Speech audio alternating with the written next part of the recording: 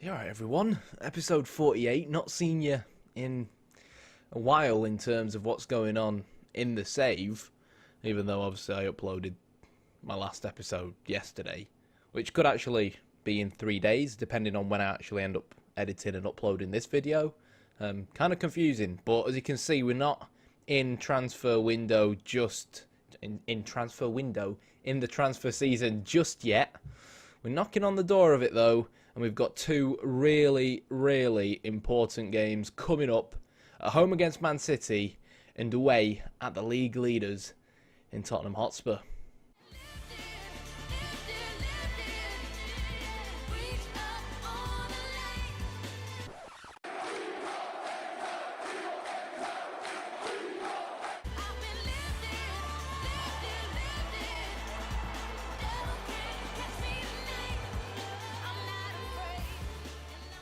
Right, so for people that have been following the save so far, and if you haven't, what's wrong with you? What have you been doing with your life? Go back and, go onto my channel and you can find the playlist from episode 1. But yeah, so people that have been following will be more than aware that our away form away from home this season has been rather poor. Fortunately, though, our home form, on the other hand, has been phenomenal. Other than a loss, really, against Arsenal, we beat Man United, we beat Liverpool, the defending champions, 4-0 in the last episode, of course. So, yeah, our decent home form has really made up for our poor away form. And it's really all pressure on me to sort things out away from home. Last episode was, of course, the 2-1 loss to Milan. I then played the Villa game off camera. And with it being a double episode, you guys also saw the 4-0 win against CSK Moscow. Sorry, not CSK Moscow, I mean Liverpool. It's too late right now, it's like 9 o'clock, I'm not thinking straight, sorry. Yeah, we then beat CSK Moscow 4-0 at home.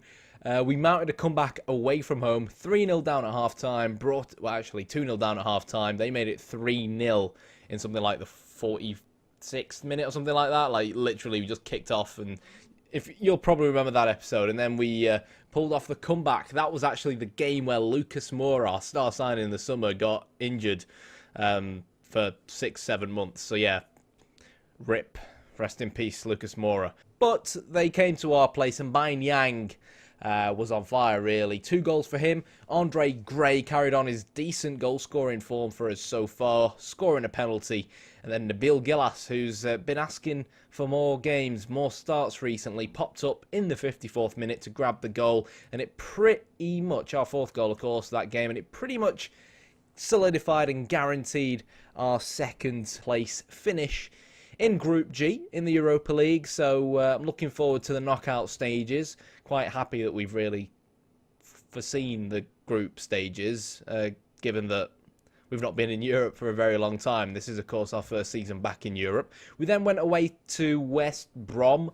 Now, West Brom was always going to be a tough game. They beat us 3-0 away at the Hawthorns in the EFL Cup.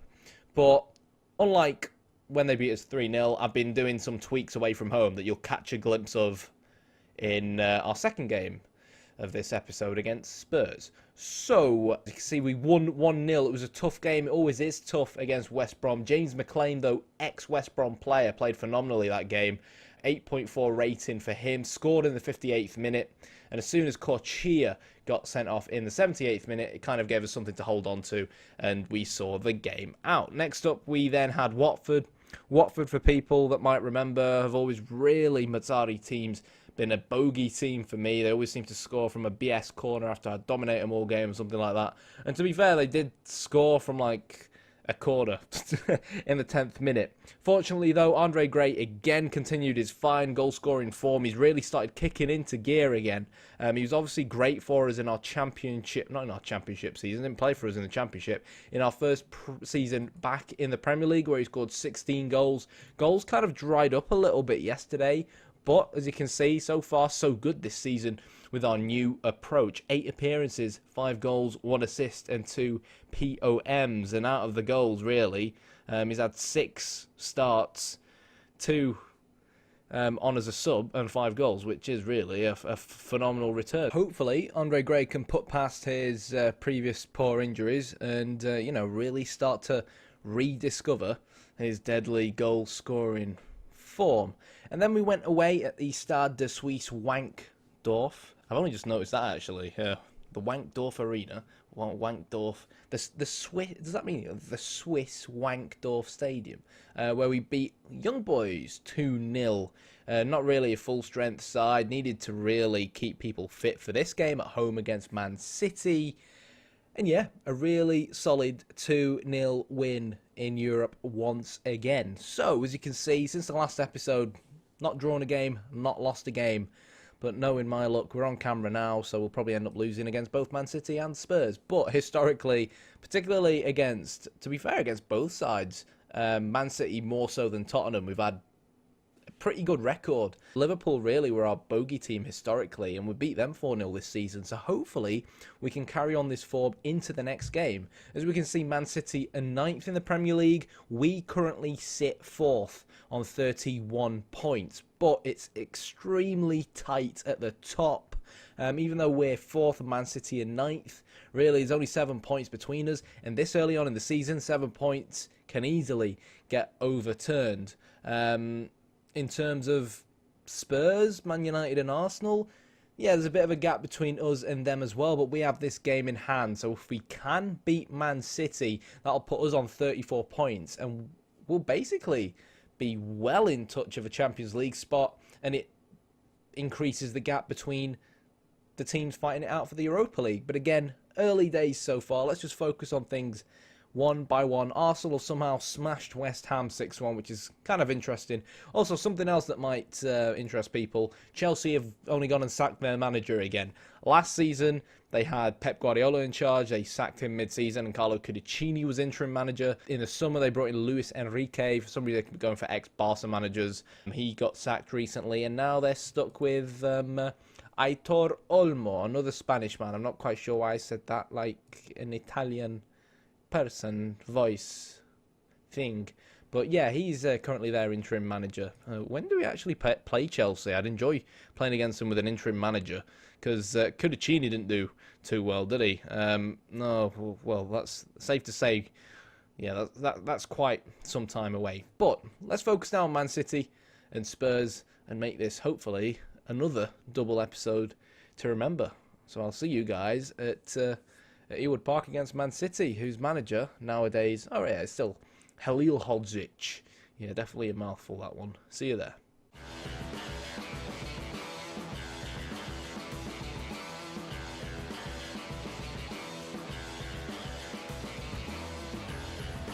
Okie dokie, here we are, Ewood Park against Man City. And before we see more of the game and go 1-0 down within the first 2 minutes, let's take a look at what we've done. But first, let's actually take a look at the starting 11. So, surprising man in goal, who is Jason Steele. Rajkovic injured himself in training, so Steele has to stand between the sticks. Back four, pretty standard. Varela comes in at right back because Fabio is also injured, because as you guys probably know by now, my luck is phenomenal when it comes to injuries, and training's on low.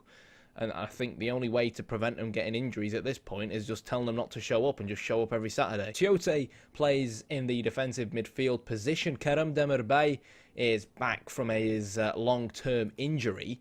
But even though he was obviously out injured for a while, as you can see, his average rating at the moment is 8. He basically came in, I think, in the last game, got an awesome assist and got quite a few in the Europa League in his first game back as well. So, you know, even though he was injured, he's come back ready to rumble, fired up, which is nice. Marco Rog sits alongside him in midfield. It's Alenia who drops to the bench. Piaka, who scored 2 goals against Young Boys after coming back from his injury, starts out on the left. Andre Gray, who's been in great goal-scoring form, plays up front in the middle with Mbaye Nyang out on the right, who's so far had the most player of the match awards in our side. And it's kind of, you know, it's good to have so much competition for spaces. So as for Man City, the same 4-4-1-1 that hurt us last season, it has to be said.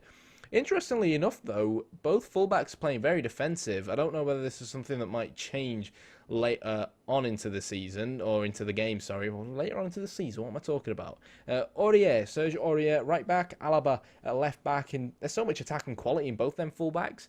It would really be a shame for them to, and obviously the reason I know they're defensive is because they're behind the centre-backs, unless for some reason he's put both centre-backs on to be stoppers. But yeah, Jordi Alba, normally known as a left back, playing left mid. So interesting that he's opted to put Alba at left mid rather than left back, probably because Alba is better in the air than Alba. Jesus Christ, Alba and Alaba. That's definitely going to confuse our attack. Fabinho and Weigl in the middle of the park with Sane out on the right. His German friend in Mario Götze playing just off Sergio Aguero. So if you know one thing for sure, there's not that much height in this Man City side. In terms of what we're doing, we've not really changed anything up. We've been really solid at home. We've just changed our passing directness to mixed and look to retain possession a little bit more. Even though obviously mixed there is like lower down than normal shorting without retain possession on, I still find that mixed with retain possession on results in slightly more direct passes, which is what we want for the reason I just explained, due to what should really be a height advantage for us. But here we go. We'll tweak as we go along as we enter the first 8 minutes of the game. And as always, we demand more of the players and see what comes of them. It's important that we just look to keep the ball, but really, I think this is a game we should be looking to win. I never thought I'd see the day where I'm sat here basically saying, a game against Man City, yes, this is really a game we should be looking to win, guys. Somehow we made it into the 41st minute. As you can see, this is why I think we should be winning. We're playing better than them at the moment. We're higher than them in the league table, and we're completely dominating the game. And despite 3 shots on target, it seems like none of them are worthy of a key highlight. I don't really want to change much because, to be fair, by a law of averages, something has to fall our way if we keep playing the same way we are. They've not really changed anything around tactically, and I don't really think we need to either. Jesus Christ, where's my team talk gone? Here it is. So we'll just calmly tell the guys we're not happy with their performance out there. One eye on Varela. He's obviously got a yellow card. The problem is that I've not really got anyone to replace him at right back. Now, Callas can play right back, but that's not really ideal, to be brutally honest, at the moment. So I think we're just going to keep things the way they are and just tweak as we go along. I do feel like if we can keep up this dominance, then we've not really got much to worry about, because the goal has to come eventually. Okay, here we go. So, yeah, the standard highlight, just, you know, where it's almost like the game wants to confirm to us that the second half has actually kicked off. It's like, I've got it on key highlights for a reason. I don't want to bloody watch my players kick off. And talking about the chance that was eventually going to come, it came within 5 minutes of the second half, and Marco Rog somehow managed to mess it up. So it's, we're going to demand more of the players. It does look like, body language wise, Jason Steele looking very nervous and then wonders why I play Rajkovic over him. Varela's getting somewhat knackered. Cheikh Tiote also looking nervous. So I think we might have to look to make some more positive changes, because it looks like Man City have come here looking for a point. And now that Sane's actually started suffering from a gashed leg, I feel like we can perhaps go a little bit more positive. So let's do exactly that. So for that reason, I'm going to set both our fullbacks on automatic and start trying to use width that extra little bit more. We're going to go to a standard mentality. Sergio Aguero ain't as fast as he used to be, so we're going to actually move our defensive line forward a little bit. We're going to get rid of retain possession. We've seen a lot of possession already, and they're willing to basically give up possession to try and stay structured behind us and try and hit us on the counter-attack. Get rid of these two, basically. Look for the overlap. Try to get the ball wide to these guys. Now, the thing is, I don't really want to take Varela off, so, but he kind of has to come off. So Danny Bath is going to come in at centre-back. Callas, actually, is just basically going to go on support, whilst Augustinson is going to be our wing back on attack. And really, I should look to try and exploit the left flank, because that's where, you know, he's going. And Callas should have enough pace to deal with anyone really coming down Man City's left-hand side. It's just a shame that Callas' crossing is poor, but that's why he's still on support. You know, he won't bomb forward to the byline, but he'll still come forward and try and help out. In terms of other stuff we can do, Kerem Demirbay is on 69% of health, so Elenya comes on left-footed as well, so should be able to thread through balls to the left-hand side. And do we want to change anything else? Noted that Xhaka hasn't exactly had the best game out on the left either. So actually, I think I'm going to swap these.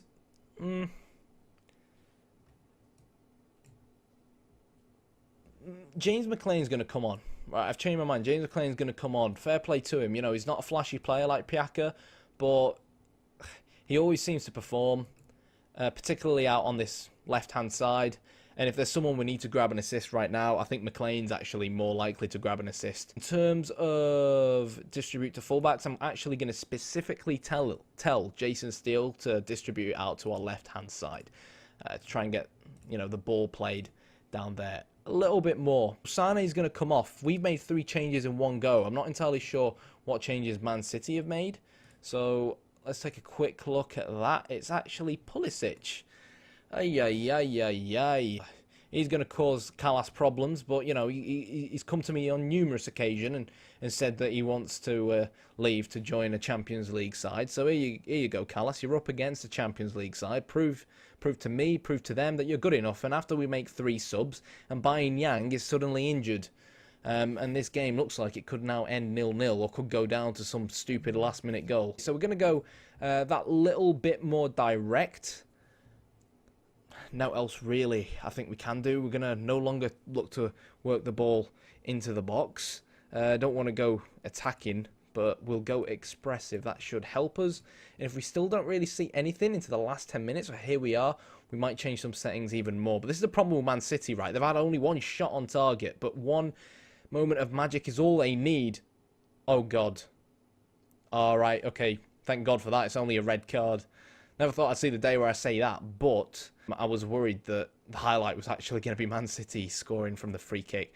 I don't think that looked like a red card to me, if I'm fully honest, but I'm not going to bother appealing for it because appealing never seems to work. So what we're going to do is Andre's going to now become an advanced forward, and this is going to have to basically become, yeah, it's turned into. We had our chances. We basically failed to capitalise, so it's going to have to become a direct game, basically. McLean is going to be a winger on support. So is Yang. We'll have to move him forward a little bit. Going to have to look to basically exploit both flanks. And Callas is going to be an inverted wing-back on support. And we're basically going to have to look to move Andre Gray this side. That way he's on the side of the slower... So I believe that's the slower defender. He'll be on the side of... No, he won't actually be on the side of John Stones. John Stones 13, 15, 14. Well, they're both pretty fast, actually. So I'll put him more towards the left because that's the side Augustinsson's going down. And now we have to play on the counter because, well, we are down to 10 men. So... yeah, got to go direct, got to try and get that ball forward and hope that we can create a chance. Man City have changed to a 4-2-4 and they are... Oh, I hope that red card isn't something we live to... What's he doing? What's the goalkeeper doing? Oh, Jason Steele. Tell the lads to tighten up. We're going to have to take a point from this game. We should be able to see this out. And we are going to see the game out. I think, honestly, before the red card, and in terms of the first half... I think there's... Go on, hoof it forward. Where's Andre? Go on, win it. Recycle. I think we've been the better team all game. We tried to make changes to be a little bit more positive. And in the last 10 minutes, to be fair, Cheick Tiote's red card could have cost us. I'm going to calmly tell the lads I'm not happy with the performance out there. But generally speaking, I think if I was offered a point against Man City and a decent performance, given our current form, I would have probably taken it. And it's another clean sheet. So, to everyone that keeps telling me to buy new centre-backs, lol. No, I'm just kidding. I'll see you guys against the league leaders in Spurs. Let's not forget as well that a few seasons ago, Spurs actually won the Champions League. I think they won the Champions League. Was it? Yeah, they won the Champions League on the first season of the save phenomenally. So, you know, it tells you how strong they really are. But, on that note, I'll see you guys in, well, in what's a few minutes' time for me, but in reality in what's... 2 seconds for you. Scrap that. The UEFA Europa League first knockout draw is right now. So before Spurs, we're going to watch the draw because it's apparently meant to be exciting. So Marseille get Wolfsburg. Can you speed this up? Apparently not. But as you can see, there's actually quite a lot of quality sides we could come up against. Leicester as well from the English side. So we've got us, Leicester, Stoke, Celtic. They're not really English, but, you know, close enough. Yeah, some other teams like Sevilla, AC Milan, of course, are in the mix. Porto. I wonder which of these teams dropped down from the Champions League. I was going to say maybe Dortmund, but I think I remember Dortmund finishing 4th or something ridiculous like that last season when we did the end-of-season review. It'd be really funny if we end up actually getting someone like Celtic. I was going to say it'd be even funnier if we ended up with Stoke, given that they smashed us 4-1 on the opening day of the season. I think right now, looking at some of these teams, I'd probably want someone like a Braga or a Basel or a Midtjylland, the Danish team, and it's going to be Anderlecht. Anderlecht. Nein sprechen Dutch. Don't know why I'm speaking German. But yeah, so Anderlecht, that's quite funny right now because whilst I'm recording this, Man United are playing against Anderlecht. They're probably losing as well. I've got no idea what the score is, but I couldn't care less about Man United. And talking about Man United, I should have a video up in the next 2 weeks on Mourinho's Man United. It's currently a work in progress because I know a lot of people that watch these videos kind of found my channel through the tactical videos anyways, and some people kind of wonder why they don't get released more often, and it's because the tactics take a lot of work. Yeah. So, we've got Anderlecht, but forget Anderlecht. Let's go and take on Spurs at the new White Hart Lane.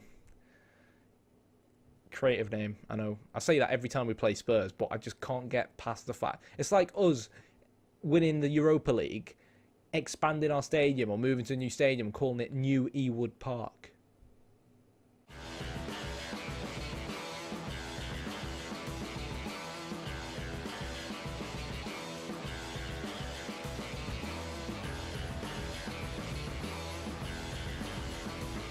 Okie dokie, time to try our best to get revenge on Pochettino. So, starting lineup-wise, Rajkovic returns to our starting 11, so does Fabio, after Varella's poor performance against Manchester City. And talk about Varela, actually, it's something I forgot to tell you guys. A month or so ago, he randomly came to me, he asked to leave the club, and said that he wants me to accept any bid from Olympique Lyon, even though we've not actually received a bid from Olympique Lyon, nor have I noticed anywhere in the news that the Olympique Lyon manager has actually declared interest in him. He just randomly came to me and said, look Gaffer, if you get an offer for me from Olympique Lyon, they're a bigger club than Blackburn Rovers, accept it.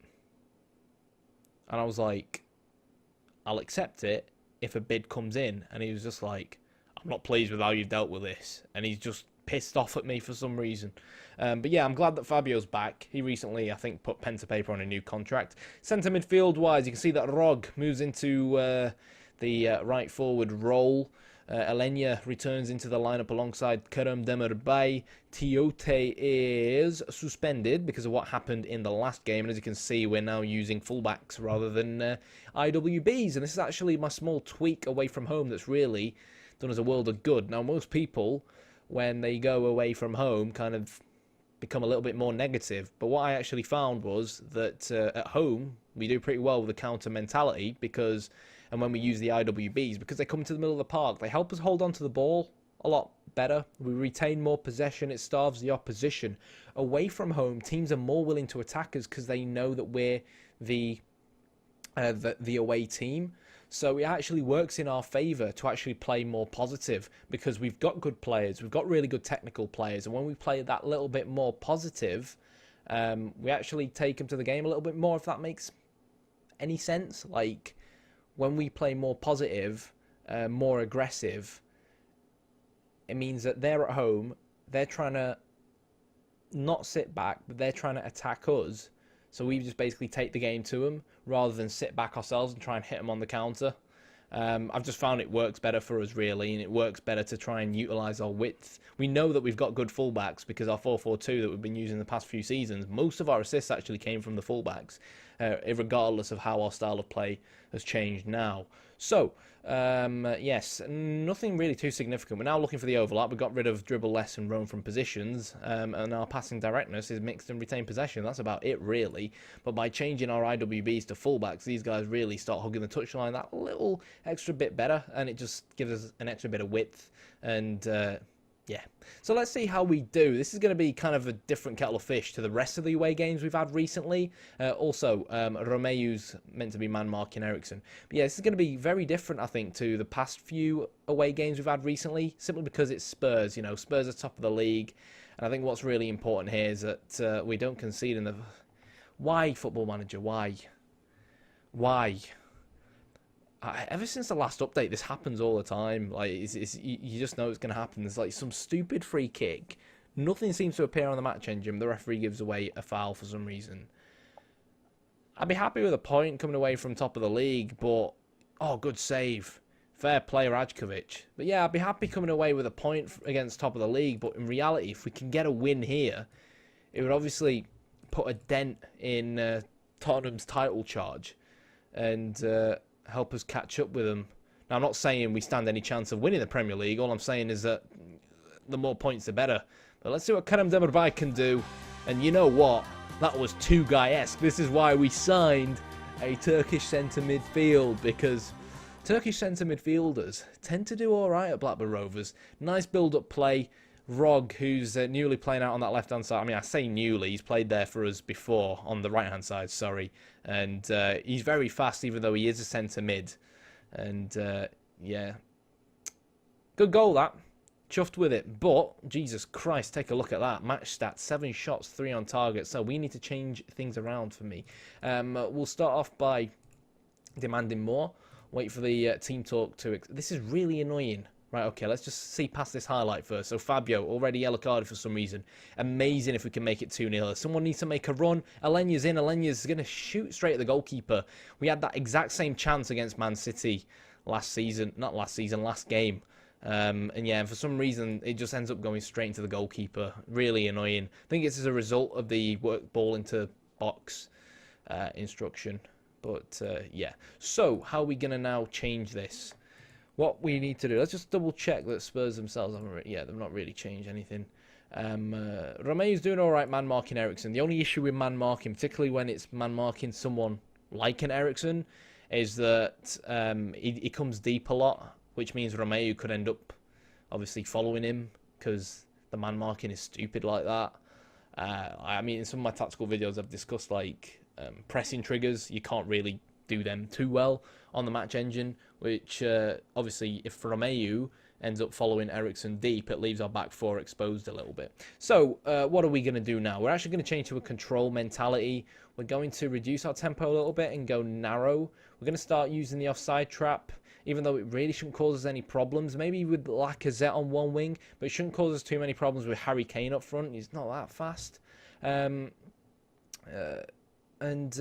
we're going to change to shorter passing, and that should just help us, just grab a hold of the ball that little bit better and maybe increase our own chances a little bit more.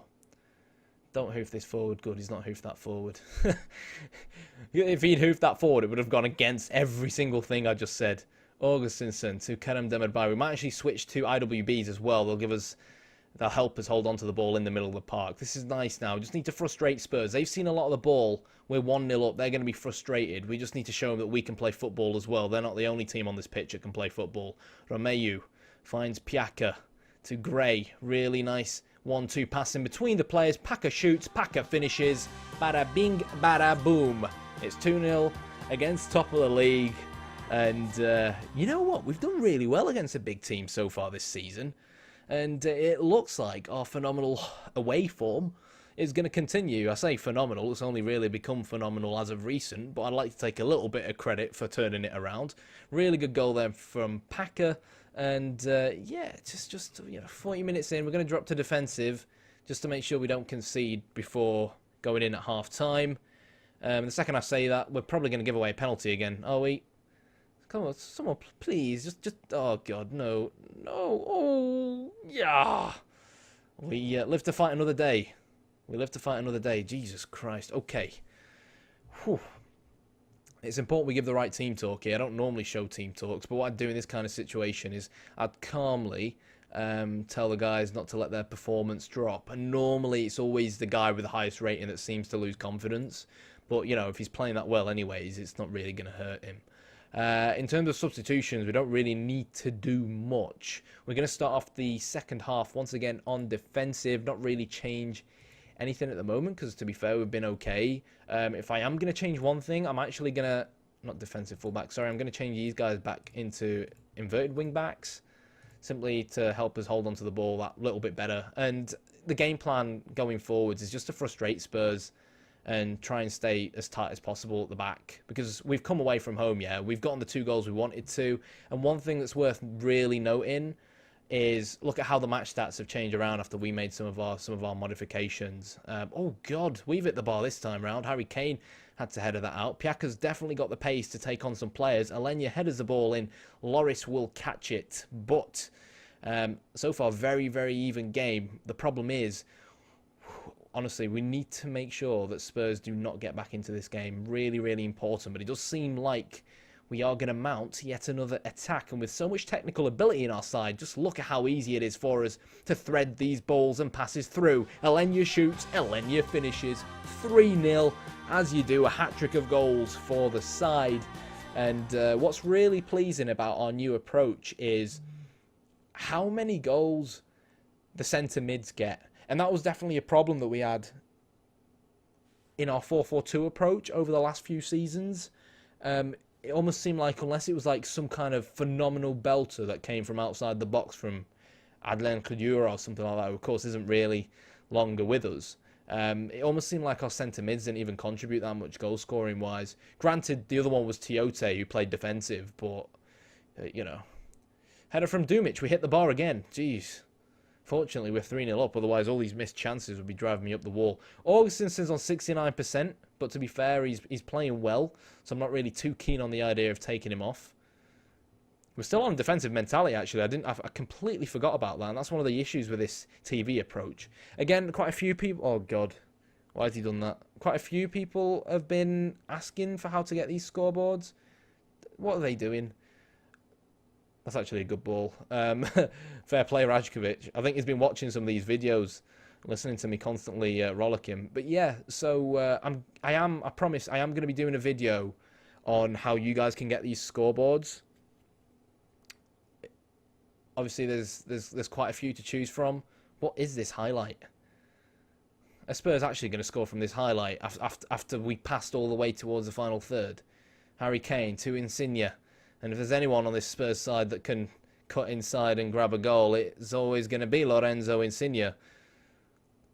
Okay, this is where we earn our money. So, centre mids probably could have done a little bit better there.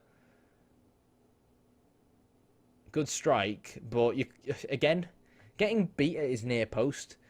Not quite sure what our goalkeeping coaches are doing in terms of preventing getting beat at the near post. But it's time to make some changes. So, for that reason, I'm out. No, I'm just kidding. It's not Dragon's Den. So, okay. We've got some knackered legs out there. Nigel is going to come on. Simply because he's Nigel and he deserves some playtime. Nano as well also deserves some playtime in place of Andre Gray. And what else are we going to do?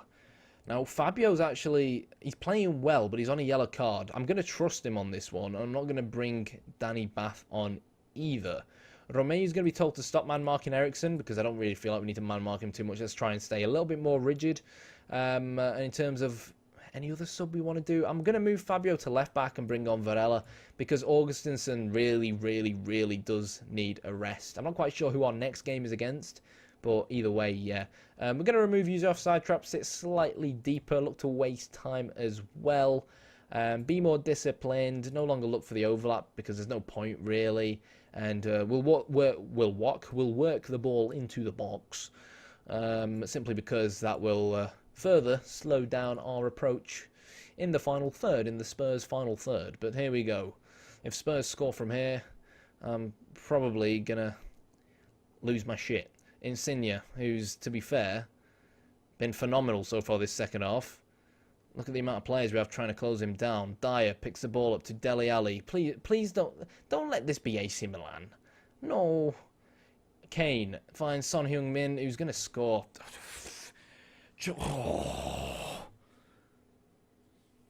That was a good goal, to be fair. Look at him just picking the ball up.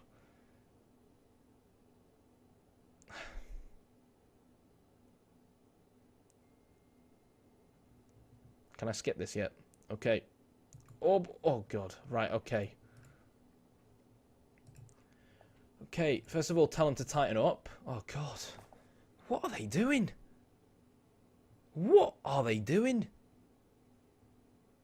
Get rid. Has that team talk kicked in yet? Bloody hell. This is so frustrating.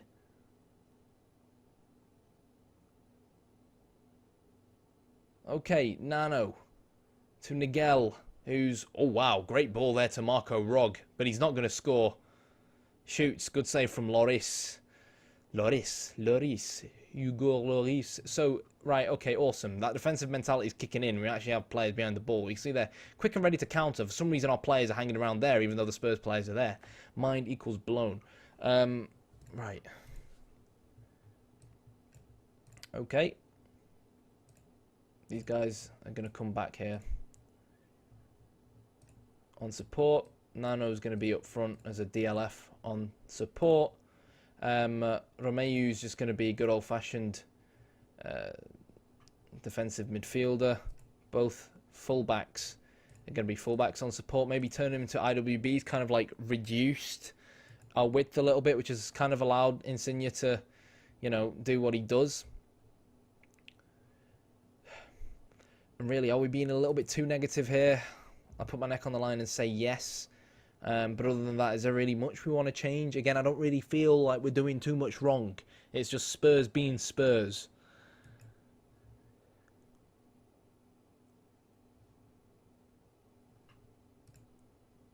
They're still playing with a 4-2-3-1. It was obviously Eriksen that came off. Lamella's now playing in the middle. So for that reason, I'm going to tell...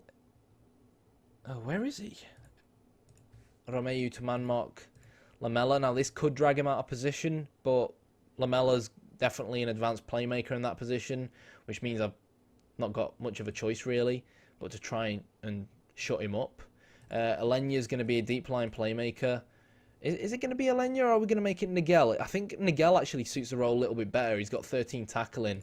So Nigel, for me, is going to be a deep-line playmaker on defend, to try and solidify things at the back. And... yeah, we'll go from here. I kind of have faith in the lads to see this one out. It was really that second goal that was a kick in the teeth. And what's going to be even more of a kick in the teeth is if they counter from this. Spurs are really coming at us all guns a-blazing.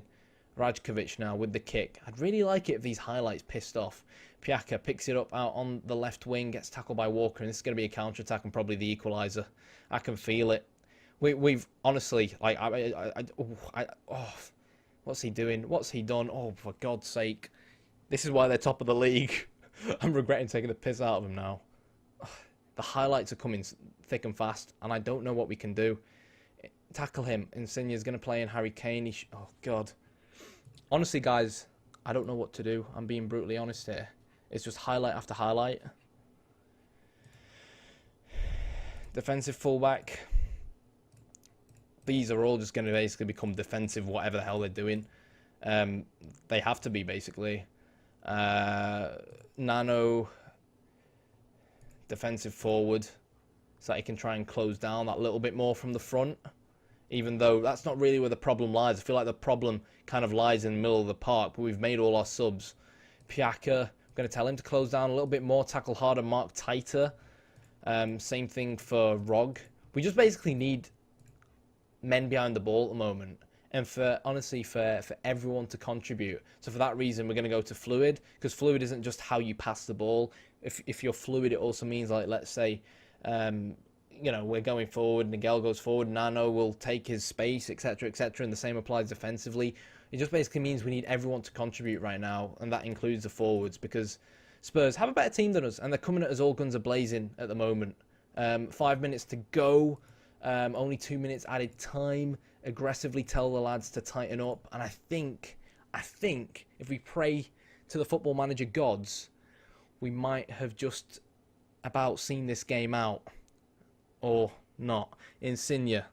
Rog, keep up with that lad. Get stuck in. Vertonghen's actually playing left back. Lamela, it looked like he was getting tackled by the bloody referee there. Piaka, don't hoof this forward. Keep the ball. Nano picks it up. Do not lose this ball. And he does exactly that. Insigne plays a direct ball forward, but our centre-backs are on point. We need to hold on to this ball. Really good play from Nano, but an even better tackle from Eric Dyer. And Harry Kane is one-on-one with the goalkeeper. And what a goal that would have been, like the commentator just said. Oh, God. You see, it's just baffling how we played so well, for like 70 minutes. And now we've forgotten how to play football. Baffling. It really is. But 1 minute on the clock.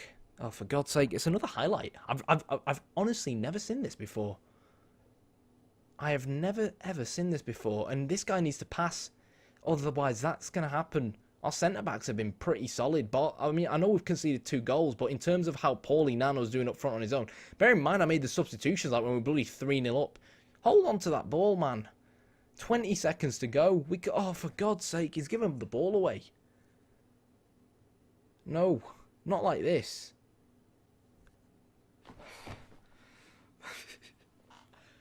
I think we're in the 4th or 5th season, and this is probably the most tense game I've ever managed so far. Like, this is more tense than the bloody AC Milan comeback. But what a win. I'm not quite sure what happened there after we went 3-0 up. I'm getting like, like Vietnam War veteran flashbacks. I'm getting exactly that for... Well done, lads. That was a good win for us. I'm not going to give them a rollicking for that. But, as you can see, we catch up just about with Arsenal, who only have 1 more point than us, which is pretty awesome, in 3rd place. And we kind of do Man United a favour. They smashed Arsenal 3-0, so they kind of did us a favour, so fair play. Small favour there for Mourinho. Chelsea are on the verge of relegation. Surprise, surprise. And... to be honest, it's January, and as you can see, the title race is pretty damn open at the moment, which is really what we wanted. It's just a shame we couldn't actually get the win against Man City, because I thought we did enough to merit the win against Man City, and we could have carried on this phenomenal run of games. But I feel like I should be telling you guys something that I'm not. I just can't figure out what it is. The next Europa League game, as you can see, isn't going to be for a while. The transfer season is coming up very shortly. I'll more than likely join you around the Man United game, maybe. I'm thinking let's have a break for now, because we've had 2 massive double episodes, and it's quite a lot of work. But when we are back in January, as you can see, we have not only United, Arsenal and Chelsea, but 2 legs of the Europa League. So you guys might not get to see these games, but I'm making sure you get to see the important games, really. And hopefully we can get maximum points against teams like Stoke, Leicester. I mean, Stoke, we want to get revenge nonetheless. Leicester, always a bit of a bogey team. The last time we looked at them, they were kind of like in the top 5. But they have dropped back down again on 25 points. Teams, though, like Birmingham, Wolves and Derby County, teams that got newly promoted, they're kind of the teams that we really 100% should be beating. So I think this episode's gone on long enough, guys. In terms of transfers, no idea what I have planned. Nothing specific, and as you can see, we don't really have that much money to spend. I want to see some players leave. I'll more than likely loan out Nigel or Frontini, and I'll probably try and offload Sam Byram, because I thought he'd get more games, to be fair, than he's had so far, and all he's doing is getting worse, and he's on 34.5k a week. Dumic has signed a new contract until 2023, which some might argue isn't really too much of a wise choice, given that, he's not phenomenal, but to be fair, we're pretty good defensively, and that he's 27, but 34k a week for the centre-back that he is in the Premier League, I think is a bargain. So even if he ends up dropping back to become our backup centre-back as he gets older, he'll know he's getting older, so won't be too bothered about it. In terms of the league table, something I take a lot of pride in at the moment is, if you look at the number of goals against, we're actually 2nd place. Only Man United have conceded less goals than us this season. 8 goals they've conceded, 11 goals we've conceded. In terms of goals scored, I'd like to score more goals, but what matters for me, I'll take a 1-0 win over, a 3-3 draw or something like that. So, yeah, quite happy, really. And, hopefully you guys are enjoying this season, because I certainly am. I just hope we don't flop in the second half like we always tend to do. I've been Kyanite. If you've enjoyed this video, hit the like button, hit the subscribe button. if you are enjoying it, let me know what you are enjoying in the comments. If there's something that's pissing you off and making you not enjoy it, tell me in the comments what's making you not enjoy it, and I'll try to fix it for you. But until next time.